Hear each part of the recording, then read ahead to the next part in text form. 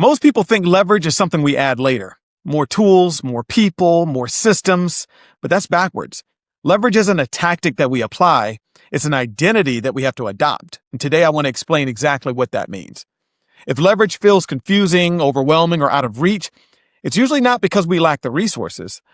It's because we're still trying to earn permission to use leverage instead of deciding who we are. And once we see that, the real question isn't what we need next, but it's how we've been thinking so far. So this episode is about making that decision.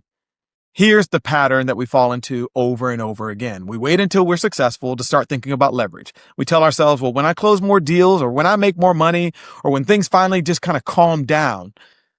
That logic feels responsible, but it actually keeps us stuck because leverage doesn't respond to readiness. It responds to identity.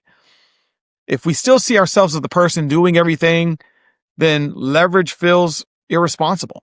But if we see ourselves as the builder of outcomes, leverage becomes necessary. And that distinction determines whether or not leverage ever works for you or me. Once we understand that leverage responds to identity, the next shift becomes inevitable. There's a quiet shift that happens when leverage becomes your identity. We stop asking, how do I get all this done? And we start asking, why does this require me at all? That question changes how we relate to our work. I mean, here's the difference in real life. The doer asks, how do I get all this done? A builder asks, why does this require me at all? Same workload, different identity. And over time, that difference compounds.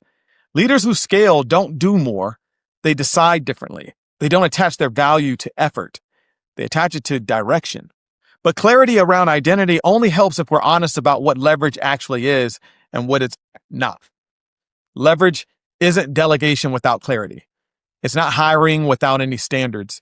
It's not automating without any ownership. Those things look like leverage, but they rarely ever hold up. I had an agent tell me recently that they cringe when they hear people talking about scaling because it just sounds like an overused buzzword. Real leverage is deciding that our highest value is thinking, choosing, and setting direction. Everything else becomes design.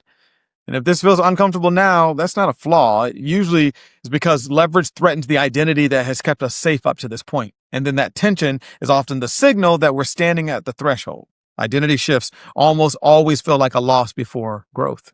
Once we name that tension, we can finally ask a more honest question. Here's a small shift that creates an outsized leverage. We stop asking, can I afford leverage? And we start asking, what's it costing me not to use it? Because that cost shows up whether we acknowledge it or not. Time, focus, energy, opportunity. The cost of staying the same is usually higher than the cost of change. We just don't measure it that way. And this is where leverage stops being theoretical and starts becoming personal. If we're leading clients, a team, or a family, leverage isn't optional. I don't even cut my own grass. I mean, I live in Florida, so it's hot. But aside from that, that's 2 hours of time that I could be pouring into my own life or my own business. In fact, my lawn guy somehow seems to conveniently always show up when I'm on an important call or shooting an episode of the Leverage Lounge podcast. As a result, I get to continue growing my business while he continues to grow his. Someone is being shaped by how we think. Our ceiling becomes theirs. So when leverage becomes your identity, we don't chase growth. We build systems that support it. That's the difference. And in the next episodes, we'll get practical. But none of it works if this part isn't settled first. If this episode challenged you a bit, that's a good sign. Because that tension usually means that we're standing at the edge of decision. Not about tools, but about who we're willing to become. If this episode shifted how you think about leverage, don't keep it to yourself. Share it with somebody that you lead or someone who's trying to move forward. You can watch the full episode on Facebook or YouTube or listen on Spotify and Apple Podcasts. Remember, leverage isn't something that we apply later. It's something we become. Until next time, I'm Mike Collier. This is the Leverage Lounge. We'll see you soon.